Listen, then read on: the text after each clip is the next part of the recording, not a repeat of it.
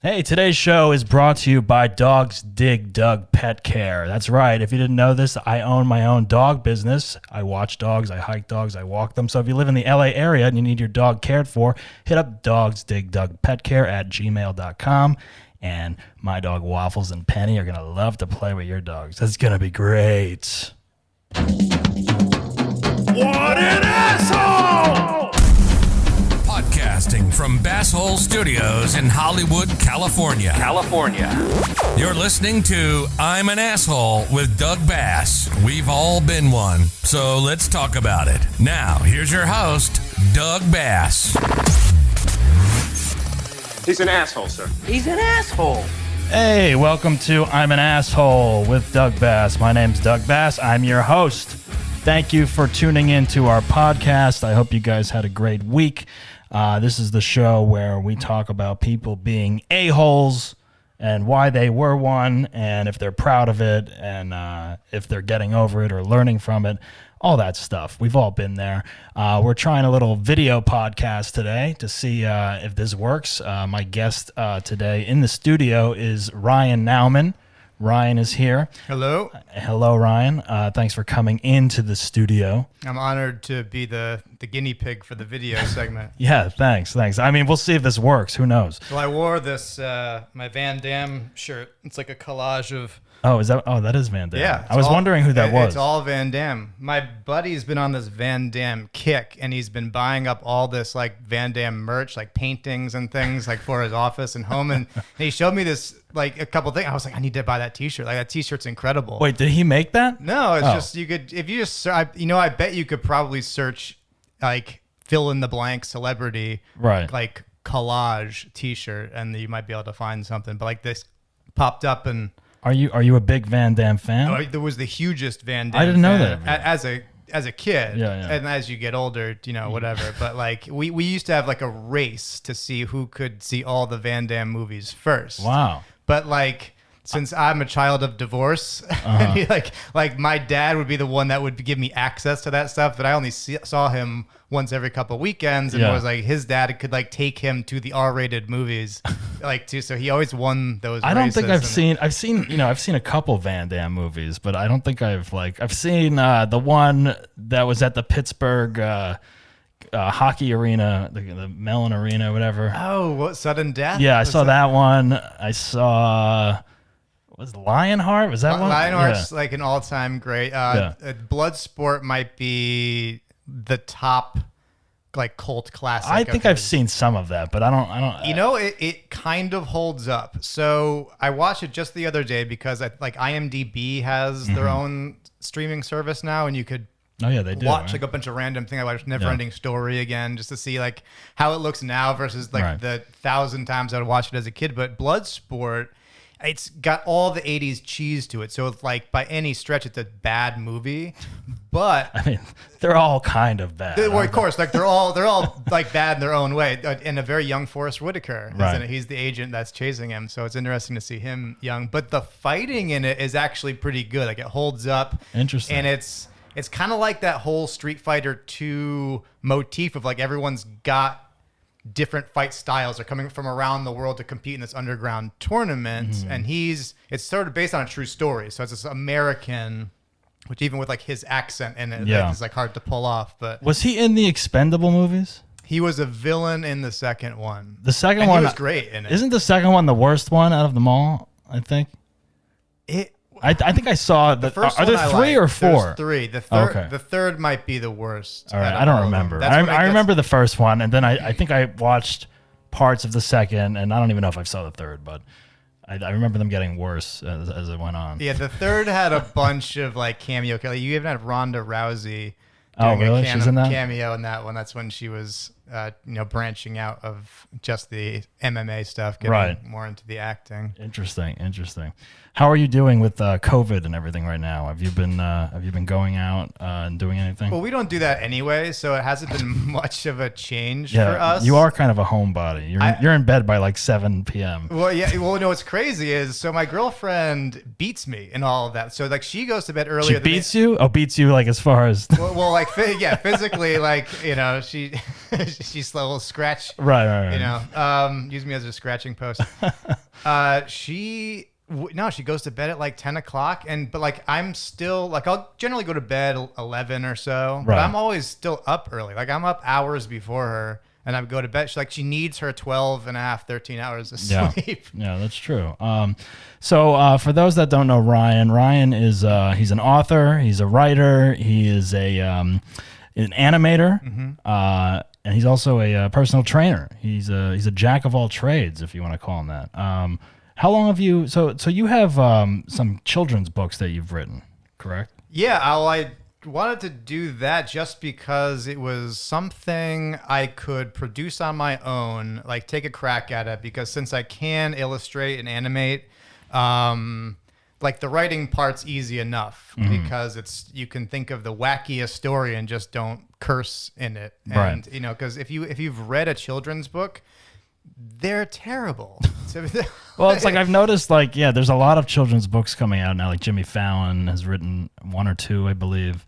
And so like you have almost a different genre for every age of a kid. And that was the challenging part because you're like, all right, well, I would base all of it off of my niece. I'm like, all right, what does she laugh at? What does she like kind of lean towards content wise? You know, like every kid loves Disney movies, but for like a different reason. Like some just like the songs and the colors and the characters, but some as you get older might actually get the story. Yeah. So, now I read the one called Mika's Monster, I believe. And then you have another one called Knights of Stuffington. The Knights of Stuffington was a play off of a character in that first book because that was pure experiment. Right. It was done in rhyme, and you know a lot of the feedback was some words are too big. Like it's not meant for the kid to read, it's for the parent to read. Mika's Monster, I read that, and that's kind of like a classic tale of like a monster like story of the little girl overcoming her fear of like the monster in the closet and that kind of thing. Right. Yeah. Just like a relatable sort of simple theme. And her teddy bear in it is a character in the Knights of Stuffington, which is a team of stuffed animals who, when the kids are off at school, like they have their own little gang and they fight monsters in Imagination Land and like have their own headquarters, and they all have different personalities and like butt heads on things. Like there's a unicorn that's a bro. There's bro. Like a dinosaur pirate that is like a sassy. Yeah, Ryan always has like very interesting characters in his stuff. Like even his cartoons that he's animated, they're always like there's like the regular characters, but then there's always like these like things that stand out, and you always remember like the piece from these like interesting characters that are intertwined in these stories and stuff. Mika's Monster. We have a lot of kids listening, I think, right now.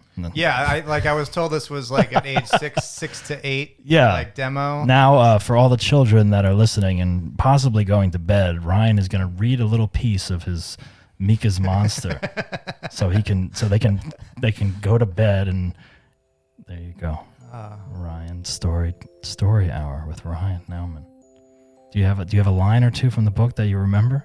I know we don't have a copy here in front of us, but you wrote this. You should know this by heart. Really don't you recite these words every day when you're working out? How the latest book in the Stuffington series is about a dog who eats his own poop, the stuffed animals are a little worried to find the secret out because the dog likes to pick them up in its mouth and take them around. So there's a little clash of ideologies going on, and it'd be nice if he maybe refrained from that. But to the dog, he's cleaning up after himself, and that's a really positive characteristic to have, and everyone should clean up after themselves. See, kids, so the lesson you learn there is pick up your own poop after you've gone. I agree. Hopefully you're going in a toilet, but if that doesn't happen, now you know what to do. I don't know if your demo is potty trained yet, and they're still learning that. Maybe we'll pick up some listeners after that are interested. And you can get these books on Amazon? Yeah, just self-publish them on Amazon. With COVID, like it kind of slowed down with that just because that was just a project, and every time anything comes up animation wise, everything else has to take a back seat. So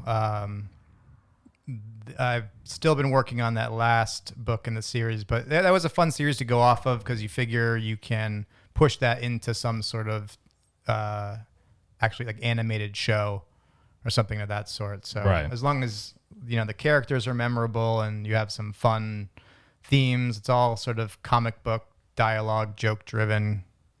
Yeah, I mean, that's the thing, like with children's books, especially your animation, people are going to have to check that out on are there pictures of it on Amazon and stuff like that? Of the books? Yeah. Yeah, if you just look up Knights of Stuffington, all that should come up. So this is called I'm an Asshole podcast. So I'm trying to pick out like assholes of the week and that kind of thing. So, I scour some of the internet and see what's going on in the country. One thing I've noticed is that they're having COVID parties now. Have you read this? I've heard it. I've also heard it's almost like mythology, sort of like those rainbow parties were, if you remember those growing up as a kid, with the girls who would wear all the different shades of lipstick and the guys tried to get a rainbow around their dick. Can I say that to the kids? Yeah. They know. If they've read your stuff, they know the word dick by now. They've been to the rainbow parties. Well, this is what I read. Like in Kissimmee, Florida, it's like people were having a COVID-19 party. Well, of course, it's Florida. To try to spread the virus. Like people were trying to catch it from these parties. Like that was an attraction to go to the party. It's like, come to our party and you can get COVID.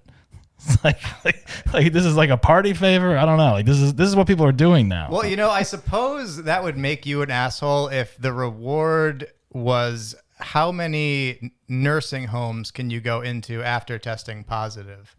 Because like if it's the young people doing it, it's like that comes off to me as like young people just doing like dumb, reckless shit. Maybe even like to get attention. Like I wouldn't doubt if they were TikToking. Yeah, well, it's like this article. It's like there's like hundreds of people in the street, and they're all just like partying, and like people are like bumping into each other and stuff. That's what it is. It's like a huge. It's a club. It's like literally like it's a party. They're saying like come to the party and catch COVID. Would you say it's the Basque of? Yeah, it's like Hollywood nightclub Basque, and people are like, yo, bro, like people are in line trying to get in, and they can't get in. Like they're not cool enough to get in to catch COVID. There's a doorman. Yeah. There's a doorman who has a mask on and sanitizer, and he'll spray you in the eyes if he doesn't think you're cool enough to catch the COVID. I don't know, but it's weird. Like I don't like this is like people are just so bored. I think that they're thinking of different ways to catch COVID. I don't know. And I don't know why you would want to catch it, but teens are like, yeah, it's cool to have it. Let's go to this party. I could see it if there was a lot of evidence that once you got it, that was it. But everything goes back and forth. Like you don't sustain antibodies, you do sustain antibodies. There were things like there's some study about T cells out now because a coronavirus is the same virus as the common cold. Right. So if you've been battling the common cold, you're building up a resistance already. And that would suggest a lower percentage of population in order to achieve herd immunity. So like that's the good news. Yeah. But it's still just like theoretical, right? So like that's a study out of Sweden if you wanted to check that out. Not out of Kissimmee. No, not out of. I don't know what studies are coming out of Florida. Kissimmee's like, let's Kissimmee? just see what happens, and that's near Disney, I think, Kissimmee, Orlando, and it's like, yeah, let's just see what happens if we throw a party with COVID, and we'll see what happens. I think we have a caller that's calling in. Let me see. Hello, are you there? Hey, man, is this the guy I was talking to earlier? I don't know. You called the I'm an Asshole podcast. You're on the air. Yeah. What? Is this Doug? Yeah, this is Doug Bass. How are you? What's your name? What's up, man? Yeah. Wait, this is Thomas. Thomas? We talked before. Yeah. When did we talk? Well, no, you're not the guy that told me to call this number for the Asshole podcast, right? Yeah. Oh, you emailed saying that you might want to call in. Yes. How are you? Thanks for listening. No, but it's not live. I'm on right now. What do you mean? You're on the air right now. Yeah, you're on the podcast. We're recording. Oh, I'm sorry. I'm so sorry. What's up, man? How are you? Did you have something to say to our guest Ryan Naumann or myself? You got a guest on. What's his name? Ryan Naumann. He's an author. He's an animator. Hey, Ryan. What's up, man? Hey, how you doing? Well, Good, man. It's cool. This is a great idea, man. I really love it. Are you on something right now? What's going on? No. I'm fine. I mean, where are you from? I mean, I am from Florida. Oh, you are from. But listen, are you from Kissimmee? Were you just listening to the story we were talking about? No. Wait. Oh. But I live in DeLand. I live in DeLand. I know what Kissimmee is. Why? Because we're talking about Kissimmee, Florida, having COVID parties in order to catch COVID-19. Are you aware of this? Oh yeah, that's some crazy stuff over there, man. Near Orlando, that gets nuts over there in that area. That's where you're from. Though, I mean, right? it's not. Do you have I'm COVID? from DeLand. Come on, man. I live on the coast. Oh, okay. So, you can't get it if you're on the coast. Sorry, my bad. All right. So, what were you calling for, sir? Do you have something to say? Do you have an asshole situation? I just want to say that a little bit about me. I've had like many different girlfriends in my life, and I swear to God, like every one of them, almost every one of them, if not every one of them, calls me an asshole every day. Oh, like wakes up and says, Thomas, you are an asshole, at least once or twice. In fact, one of them, who just broke up with me a while ago, called me, left a message. When I play the message back, it just says, beep, asshole. That's all she says when she leaves the message. Who leaves messages anymore, by the way? Someone you're involved with. On my cell phone, man. Come on. I know. Now listen. But no, I get it. You're being an asshole to me. No, I understand. A little bit. But it's all right. That's what we do on this show. Yeah, okay. Well, anyway, I just want to say I like what you're doing, and I just love that you're representing for assholes like me. Right. And I appreciate you, and I got you too, Ryan. You're being an asshole as well. Thanks, Thomas. And I really like it. All right, Thomas. Thank you for calling. We appreciate it. All right, goodbye. All right, so sorry about that. I don't know. Thomas is a fan of ours, I guess. I was just about to say that you should have callers. Well, there you go. We try to satisfy our guests on the show. You just have a straight wire to Florida. They could call in every day. Yeah, well, I guess we're big in Florida, which is good because I don't think anyone else is listening. I don't know. I mean, we'll see. All right, we're going to take a break, and we'll be right back with more of Ryan Naumann on the I'm an Asshole show. Hang tight. We'll be back with this week's Asshole right after this. You're listening to the I'm an Asshole with Doug Bass podcast. All right, we're back with Ryan Naumann on the I'm an Asshole with Doug Bass podcast. Oh, my God. Well, we heard from Thomas. We talked about some COVID parties. What else? All right, so let's get into Ryan's story or incident that he may have want to share with everyone here on being an asshole. So, Ryan, was there a moment in your life, single incident, chunk of time, currently, whatever, that you considered yourself to be an asshole? Well, I always have, I think, like a baseline assholeness because, like, as a writer in the comedy space and an animator specifically, like, that's an outlet for your assholeness. Like, I can always just write about something that pisses me off, right? Or just some topic and just throw a bunch of sarcasm at it. When you're a trainer, you can do that constantly because, like, you almost have to be an asshole. That's true. To somebody, right? You kind of have a like a card that you can just be an asshole. And the more you don't like somebody, the bigger of an asshole you can be. But you don't even have to, like, be the typical asshole to them, right? Like, you could just make them do more shit. And, like, I've made people cry. I've made people throw up. Yeah. People that are lazy or just won't go through with the things. I mean, you've made me cry. You've trained me a couple times. I cry when I leave, though. I don't do it in front of you. You can also, like, that. I've gotten rid of clients by doing that before. Like, like they'll just piss me off. So I'm just like, this is the one we're gonna do today. This is the workout. And they just don't ever come back. Right. Like, that's good. You know, it's a very sort of passive-aggressive way of firing somebody. Just make them do more work that they just don't want any part of it anymore. I was trying to think of just like a pure asshole experience, and then I totally forgot about this story like until yesterday, and I was new out here, so I must have been 22 or 23. I was coming back from the holidays in Connecticut. All right. And it was the connecting flight from Chicago to LA. I had the middle seat. So I'm already like, fuck, right? That's how you said it. Like I sit down, I'm just like, fuck. And they're like, yep, you're stuck with that seat. Buddy. And you know when you're on, like, in that situation, or like, even if you're just against a window or whatever, like you're watching everybody coming in. It's like, who's going to fill the seats next to me? Like you're judging every person coming in. And then there's like this attractive girl is coming in, and I'm just like, that'd be kind of cool if she sat next to me. Right. And she does. Oh, wow. That's rare. So she has the window seat, and I'm like, all right, like this is not too bad. And like we got some banter. Like she sits down and like we kind of flirt a little bit, and she is talking about how like she doesn't like the window, and I do like the window because I get to lean up against it. And, you know, so I'm like, oh, I have this hoodie on. You know, you could always like use my shoulder. I'll give you like my hoodie as slide. That wouldn't fly today. I feel like I gotta get me too. You'd be kicked off the plane, rerouted.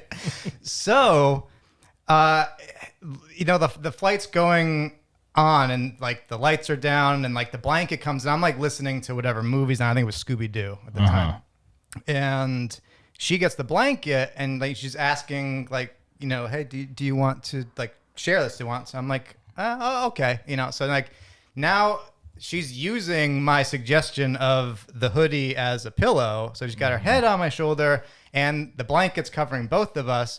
And now she kind of is sitting over, and she has her like arm on my or hand on my arm. Oh, and I'm like, oh shit, and then. And you're taking off. We're in the air. Oh, you're in the air. Yeah, my boner's taking off. Oh, all right. So her arm, her hand is on your arm. Right, yeah, the front, and then it's sliding down to my hand. So like then we're like holding hands, and I'm just like, the fuck is going on right now? Then I'm like, well, I'll be an idiot if I don't make a move right now. Right. So I do. I just turn over. I start making out with her, just in the seats. Wow. And like, and she was fine with it. Well, her head's right there. She wasn't like, wasn't some like aggressive kind of thing. It was just like making the move that you're obligated to make in like those situations. Interesting, yeah. And so but we have a blanket, so like I can do things under the blanket, and like like shirts coming up and everything. There's a guy sitting next to me. I was going to say, isn't there like there's someone sitting next to you? What is this guy like? Paint a picture real quick of him. Well, I didn't get a good look at him, but I know he got up as he should have because you're a creep if you're staying there. So he went to the restroom and jerked off after you guys went. You, sir, are the asshole for sticking around. Stay in his own seat that he paid hundreds of dollars for. It's like, you should get up right now. Asshole. So he's getting. You're cock blocking me on my flight. I'm not even. Again, I'm 22 at the time. So like that's peak asshole age, right? So like you are. And how is she the same age of you? No, she's like 10 years older than me. Oh wow, okay. And we keep going at it and keep going, and like he kind of comes back and realizes we're still going at it, so he goes back to the back. He's like, hey buddy, there's only so many times I can fake go take a shit on the plane. Yeah. and she's like everyone's looking at us. I'm like, well, they're looking at you because my back's to them. So what else happened? So you guys just like, so this was the whole flight. How long was this flight? That was probably closer to the end of the flight because I don't think there was. And you were landing in LA? Landing in LA. From Connecticut? I didn't even know her name. You never got her name? We got off the plane.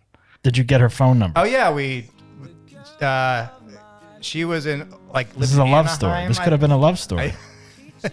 I hung out with her a bunch after. She would always drive up like to hook up. Oh, okay. All right. So it wasn't like a one and done kind of thing. Well, no, we had to finish what we started. Right. All right. Well, see, it would have been even weirder and interesting if like you guys never even spoke when you got off the plane. Like you never got her name or anything. Like it would have been funny, but like that would have been like under the misconnections on Craigslist. It would have been funny if like the blue balls weren't that funny at the time. Now, did a flight attendant ever come by? No, like that's what's crazy. Like, cause like it's situations like that where like you're clearly such an inconsiderate asshole, but like you don't think of everyone else around you, right? So,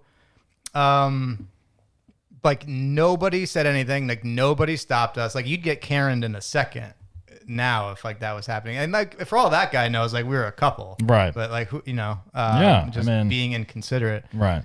I mean, well, that's interesting because it's like if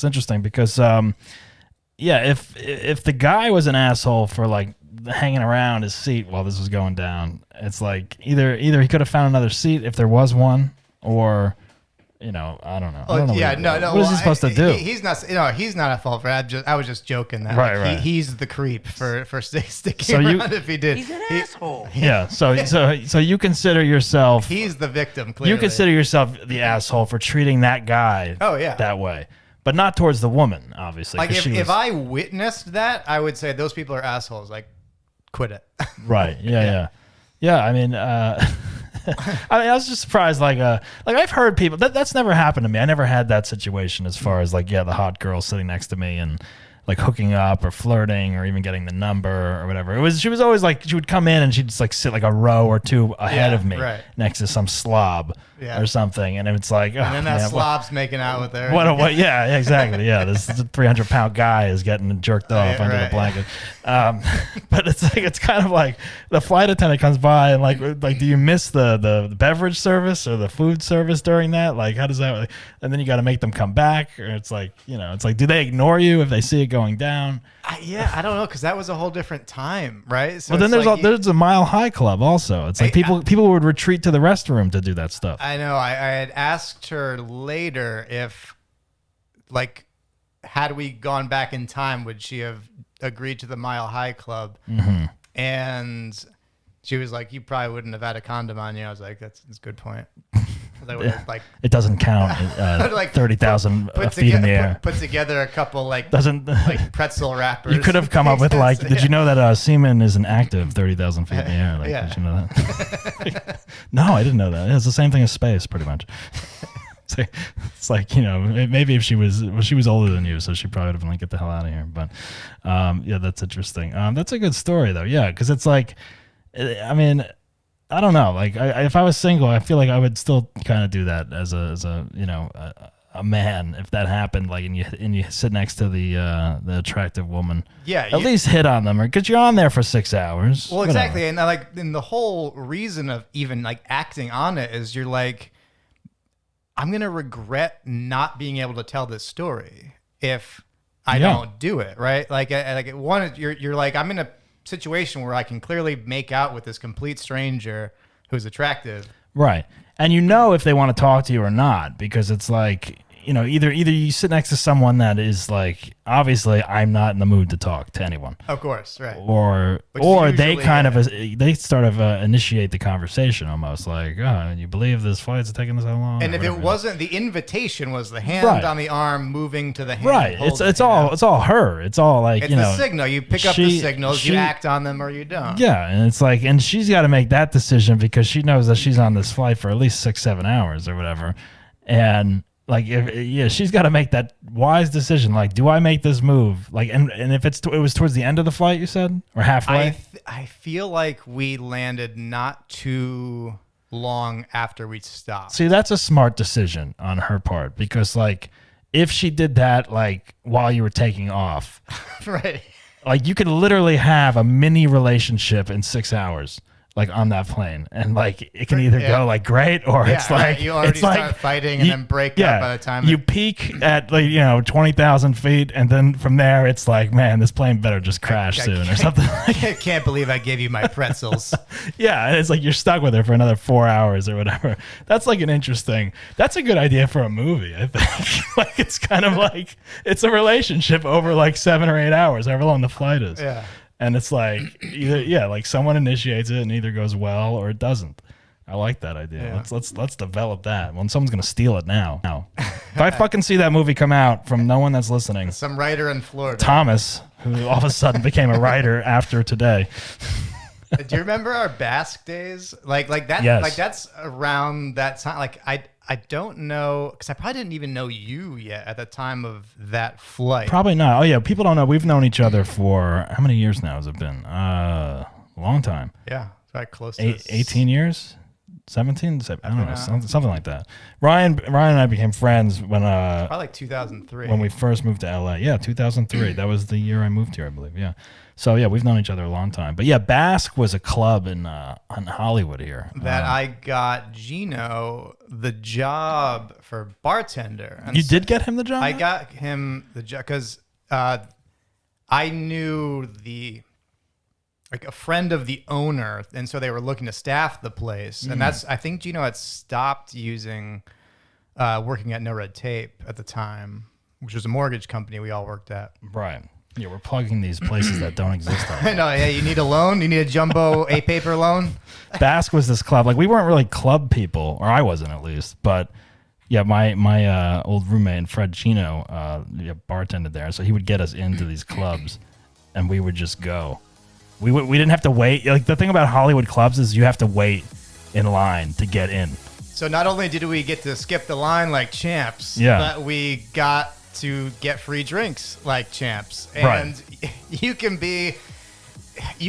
like have the confidence and the asshole prowess of a rich guy. Like, because you go up, you're like, ladies, shots on me. Well, yeah, the fact, we were kind of assholes because it's like the fact that we were in there to begin with and buying rounds of liquor for people that we did not know, that obviously was like hundreds of dollars that we did not have. Yeah, we just tip them a 20. Yeah. Here, let me tip yourself 100, and then it was our friend, my roommate, and he would just come home and be like, oh, tip me, it's like, but it's like the fact that we were in there drinking. It kind of like presented us as like people that we weren't. No, absolutely. And that's kind of what it takes to in those days, at least that's what kind of like it took to get a date in LA. I feel like it's like LA for dating is like the worst place ever. It takes, you really got to commit and put your time and effort into find like great people, Yeah. But for that, like if you're trying to hook up or whatever, that was definitely an ideal situation. Just, being there. Now the club is gone and it's a parking lot. It burned down like potential insurance fraud. Yeah. I'm guessing, right? Yeah, it's a lot, which is a kind of a bummer because at least like if you drive by a structure, right, you can get that nostalgia. Like, oh, I used to go there, but it's a parking lot. Well, now, that's the weird thing about that spot because it's like Hollywood and Vine, the corner, the northwest corner of Hollywood and Vine, prime real estate, right? Like, and now it's just a fucking parking lot. Like, it's a waste.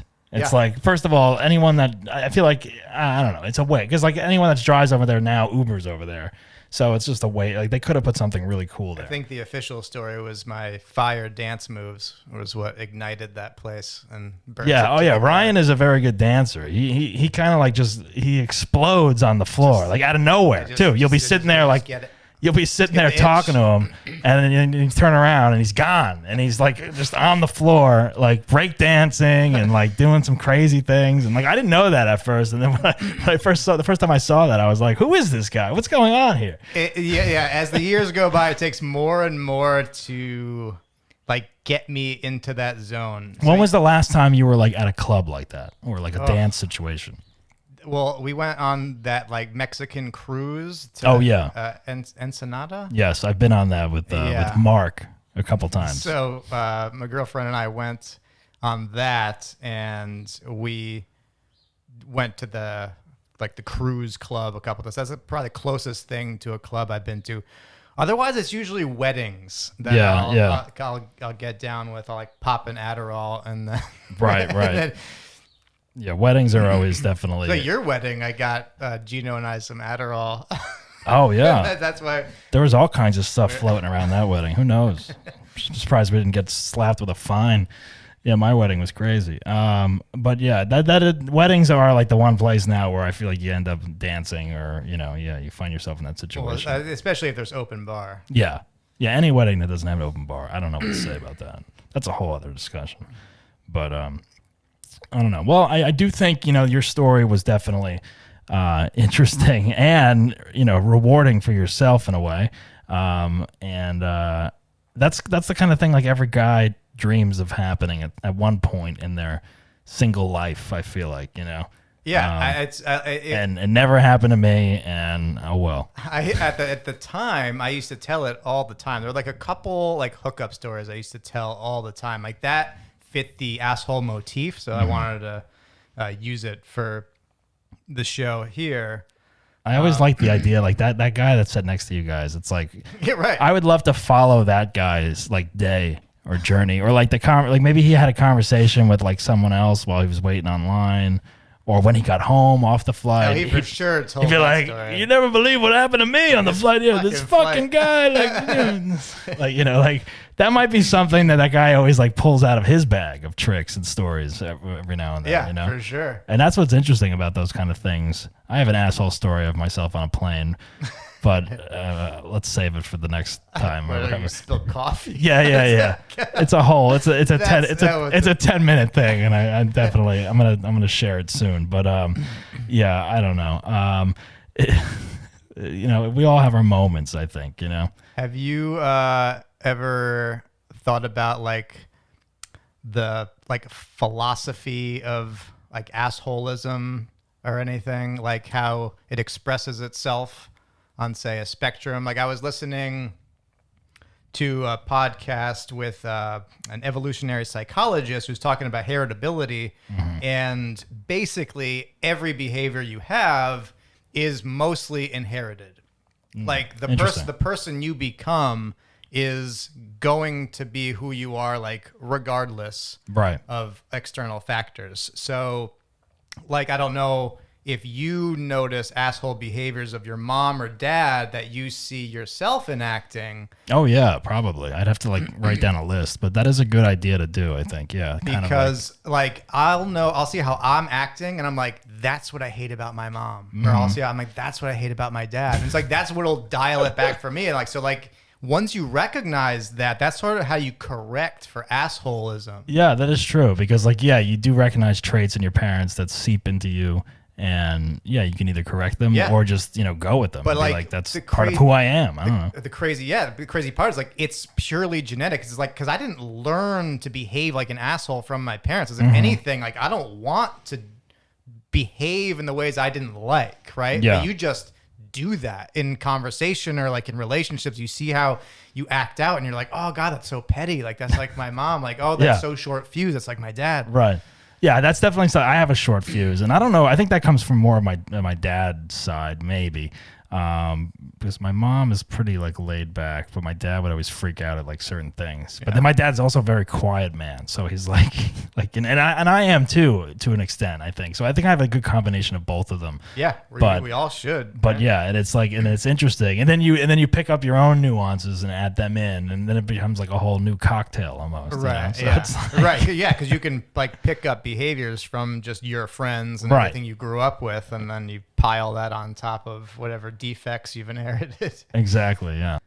Yeah. Well, I mean, I think, you know, you definitely have a good base of like, you know, your asshole story. I'm sure you have a lot more that you can bring to the table at some point. I'm always glad to come back. Yeah. And even talking to you today, I was just thinking about, you know, like as a child, I think like children are the biggest assholes when it comes down to it sometimes, as far as what they do to other kids and that kind of thing. So like I've been trying to rack my brain of like different moments from my childhood where I'm just like, man, that was awful. Like, why would I do that to someone? You know, dude, like, so much violent stuff when I'm a kid. Yeah, exactly. So it's just like, it's very interesting to see, you know, what evolves out of this. And that's what's fun about this show is like, you know, we talk about asshole stories, but we also talk about everything. So, you know, I think the assholes of the week were definitely the gang in Kissimmee, Florida, who are having COVID-19 parties, trying to give it to people.